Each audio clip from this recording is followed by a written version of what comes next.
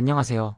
오늘은 많은 분들의 꿈이자 목표인 10억, 그 10억이 절대 우연히 만들어지지 않는다는 주제로 이야기해보려고 합니다. 10억이라는 큰 돈은 상상만 해도 가슴이 웅장해지죠? 그런데 이 10억은 단순히 운이 좋아서 혹은 한 방에 번개처럼 찾아오는 돈이 아닙니다.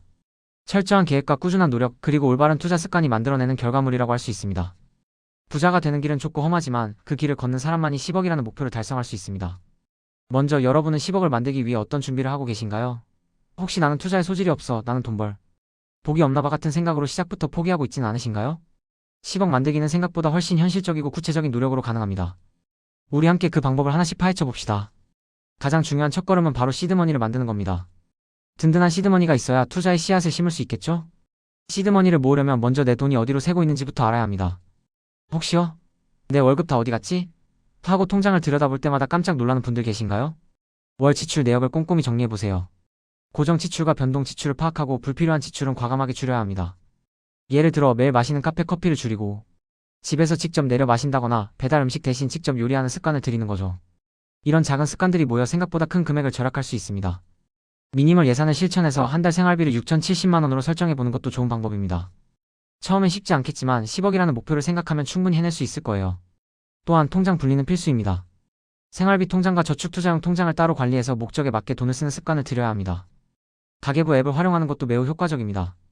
뱅크샐러드나 토스 같은 앱을 사용하면 내 자산이 어떻게 움직이는지 한눈에 파악할 수 있어서 돈 관리가 훨씬 수월해질 거예요.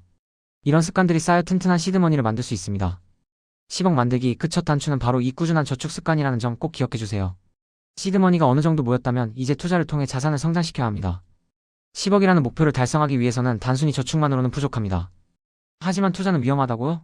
물론 무작정 뛰어들면 위험할 수 있지만 현명한 투자 전략을 따른다면 오히려 자산을 불리는 가장 확실한 방법이 될 수 있습니다. 어떤 자산에 투자해야 할까요?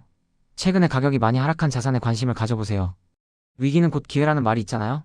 남들이 외면할 때 기회를 잡는 지혜가 필요합니다. 그리고 투자 수익률에만 집중하기보다는 인플레이션을 이겨내고 소득을 늘리는 데도 힘써야 합니다. 내 노동 소득을 꾸준히 늘려가는 것만큼 확실한 투자도 없으니까요. 경기 변동에 따른 의사결정도 중요합니다. 지금이 주식시장에 뛰어들 때인지 부동산 시장을 노려야 할 때인지 항상 시장 상황을 예의주시하며 현명하게 판단해야 합니다.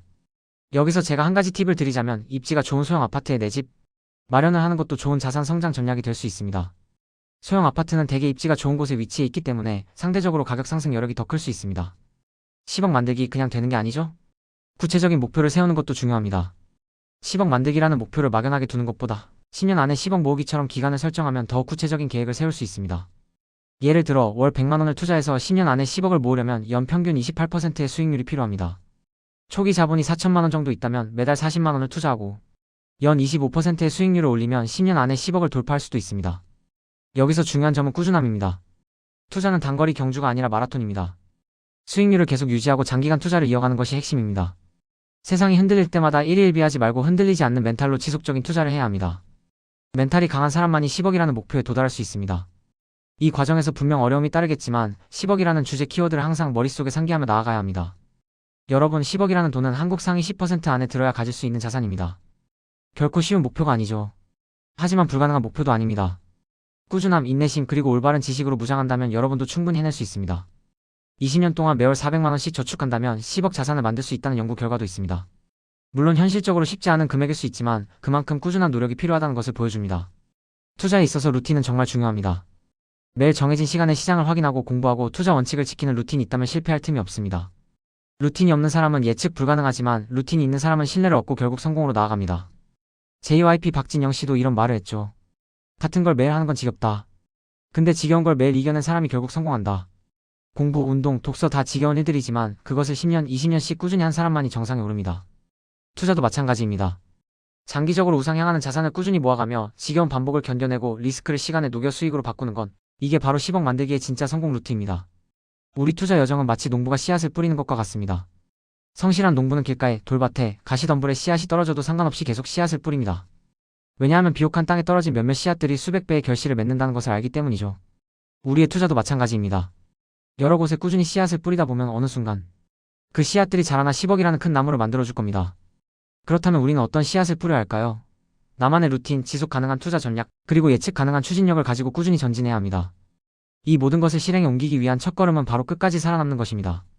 전략이 아무리 좋아도 중간에 포기하면 소용없어요. 성공적인 장기 투자를 위해 우리가 꼭 기억해야 할 4가지를 다시 한번 강조하고 싶습니다. 첫째, 우리는 시간이라는 자원을 무기로 삼아 거대 자본이 할 수 없는 장기 투자를 해야 합니다.